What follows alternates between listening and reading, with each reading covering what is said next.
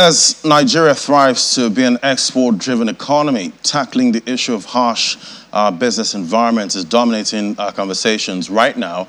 And recently, at the Corporate Assembly in Lagos, the state government and the business community met to discuss issues in driving the state economy. Well, join us now to discuss further is Mrs. Folashade Ambrose Medibem, Honorable Commissioner for Commerce, Cooperatives, Trade and Investment in Lagos State. Joining us right here in the studio. Great to have you. Good morning. Good morning. Thank you for having me. Yeah, so it's all about ease of doing business at this time, because definitely in a harsh environment, it's hard to, establish businesses, make profit at the same time, trying to employ people. So much, to tackle at this time. But earlier this month, we know the Lagos State Governor met with, the business community. Yes. And a lot was said. A lot of issues, were brought up about doing business in Lagos.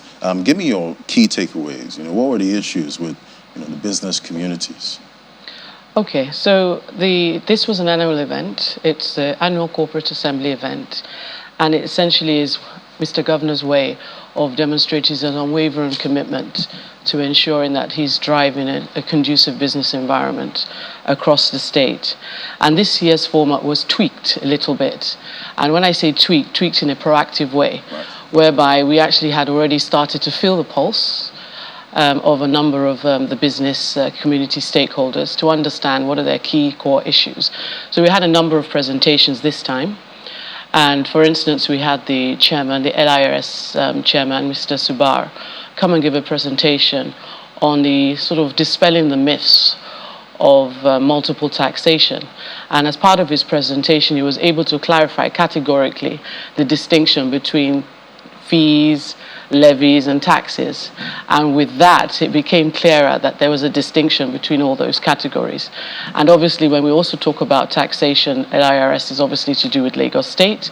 And then you have the federal tax as well, which we all know Mr. Taiwo Oyedele is addressing in terms of trying to harmonize all the tax, etc., in terms of those fiscal policies and unifying the taxes, etc.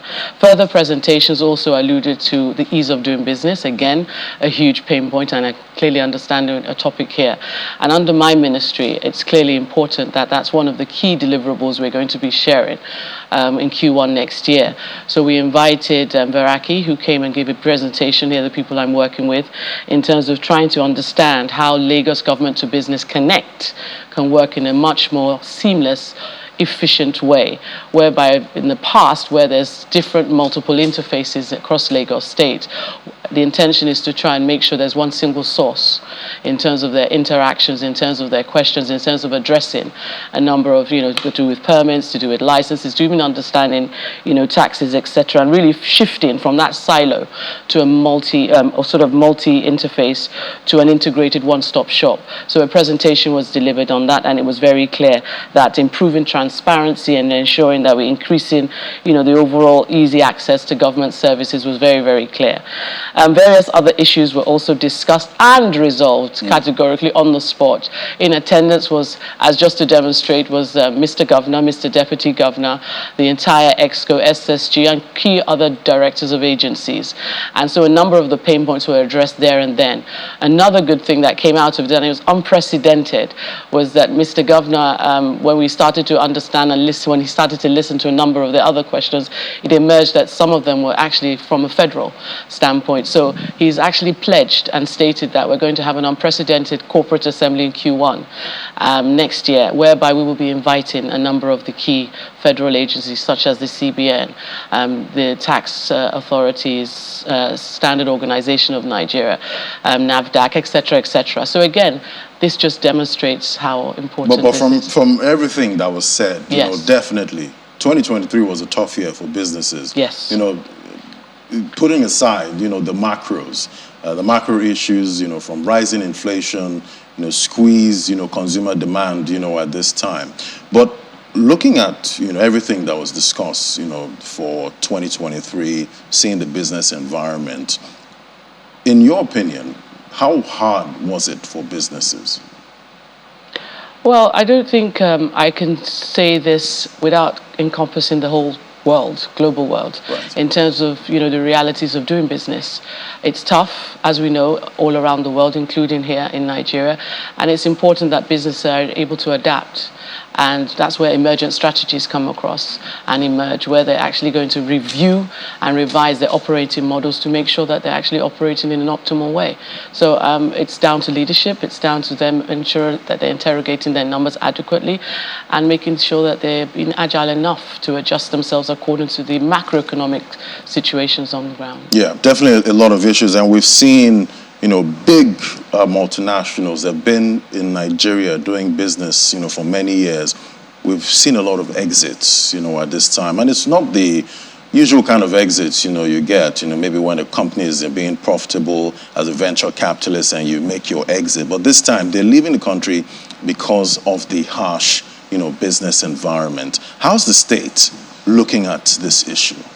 Okay, so look, I just alluded to it earlier. Businesses are indeed exiting. Businesses are sort of revising how they operate their businesses. Lagos State is still the preferred destination in terms of investment, in terms of a number of organizations coming to set up business in Lagos. And to validate that fact, GAC Motors just assembled 2,000 cars and delivered that on their assembly line. We have a number of investors. Obviously, as you know, my ministry now has investment under its umbrella. And so again, I'm speaking to a number of investors who are very, very interested in coming. And we have a waste management company that's going to be setting up very soon in Q1 in Lagos State. So again, as some are exiting, I think it was last week, I was just at the Unilever 100 years. They celebrated of doing business in Lagos and indeed Nigeria. So as you can see, there's always, two sides to every equation. And the realities of doing business are macroeconomic. But I'm sure the state is worried about the ones that are exiting. Look, this time. Like I said earlier, business is business. Everyone has to be agile enough. We all understand the sort of pros and cons of doing business, and it's important that businesses adapt and making sure that they're agile enough to take the necessary decisions they're taking. So as I mentioned, some are actually exiting, some are actually coming. It's realities of doing business around the world. What about addressing the concerns or the issues making some of these companies actually leave? Well, you heard what I said earlier in terms of alluding to ensuring that we have an unprecedented corporate assembly in Q1 to address some of these key issues. And that's why we're bringing in some of the key stakeholders at federal level to come and address those. Because if you think about it, Lagos State represents, the fifth largest African economy. In terms of our GDP, we're representing at least 30% across Nigeria.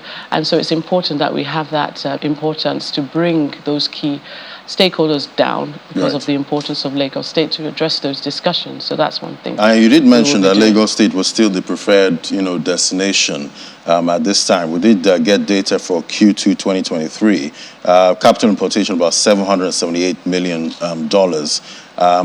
Lagos State accounted for about 75%, of that, followed by Abuja, $194.28 million. So I'm wondering, is the state satisfied with these numbers? Well, the state is incredibly satisfied, but we're also very audacious in terms of making sure that we achieve more come Q1, in fact, the entire 2024. So a number of steps are being taken to try and address that, hence why we had the investment roadshow in terms of going out and taking Lagos to the global community for the very first time. In 800 years, I'm sure you saw that. We were invited by the mayor of the City of London, and that was unprecedented, and that was a big deal. Because not only were we the first subnational country to attend, or state to attend, we were also the first African to be invited in over 800 years. And as a result of that, we interfaced, obviously, post the actual float celebration, which highlighted our rich culture and heritage. But we also had very, very important discussions with key stakeholders across the city, outlining core areas of infrastructure investment needed, what we've done, what we intend to do, and the fact that Lagos State is a growing environment, and it's very exciting for them to come down here to invest.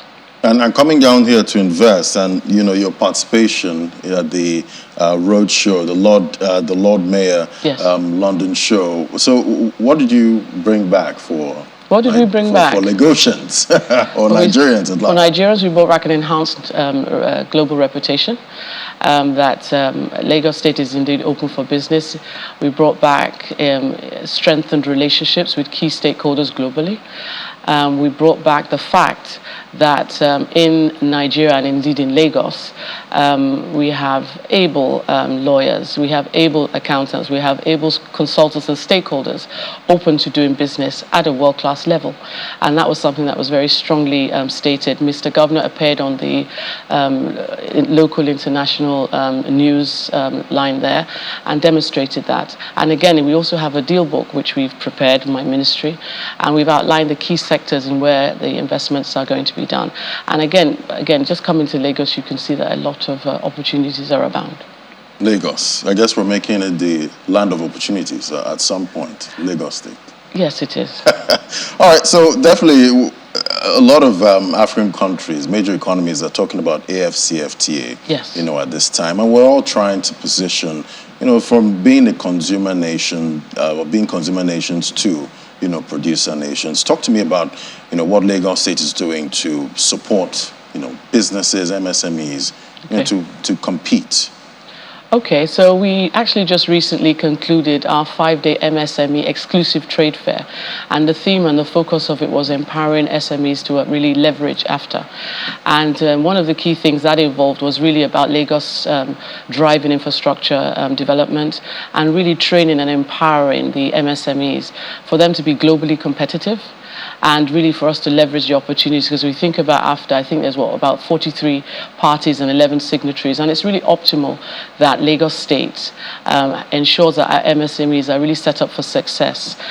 So we had business clinics, and I'm talking of over hundreds and hundreds of people attending over the 5 days. We had capacity building workshops, we had the trade fairs which we provided, and we made sure that they really understood, and you can speak to a number of them, were incredibly happy with that. And that's something that we will continue to do. And we actually did it bigger and better in terms of numbers, in terms of capacities, and in terms of bringing key speakers to come and speak. So we had the Bank of Industry, we had NAFDAC, we had a number of key speakers to come and really help with driving their capacity building. Because at the end of the day, we need to really make sure that we're out there and playing a really impactful part. Right, and these businesses definitely need access, to finance. And, when it comes to doing business in Nigeria, yes, as a whole, there's a serious issue, when it comes to power. At the end of the day, some say that, if we solve the power issue, if, businesses have access to about 20 hours a day of power, then things will get really easier, for this business. How's Lagos State looking at this part? Because now we can generate our own power. Yes, and what we're doing from an MSC standpoint, for instance, we have industrial hubs, we have enterprise zones, and the whole essence of that is to help a number of these MSAs to actually operate in a sort of affordable, efficient way. And so trying for them to sort of aggregate what they use. It's almost like a pay-as-you-go. You come in, you use it. It's like an incubator hub. You come in, use the facilities, and then you go. So that allows them to be able to operate.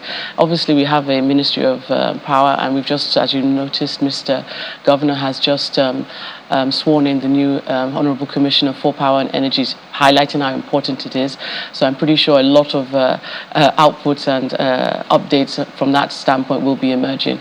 But yes, it's being addressed, and I certainly am making sure that I'm addressing that. And I mentioned earlier, we have a number of investors also coming, trying to see how we can leverage renewable energy, clean energy, to really make sure it's affordable and impacting businesses in a positive way. Definitely. I guess we're all looking forward to the Lagos of our dreams, going forward. Thank you so much. It was great having you, Mrs. Folashade Ambrose Medebem, Commissioner for Commerce, Cooperatives, Trade and Investment, Lagos. It was great having you. Thank you so much for coming. Thank you very much. Thank you. All right, so after the break, we'll get a sense of how investors fared in 2023. That's our next conversation. Do stay with us. This is Business Morning.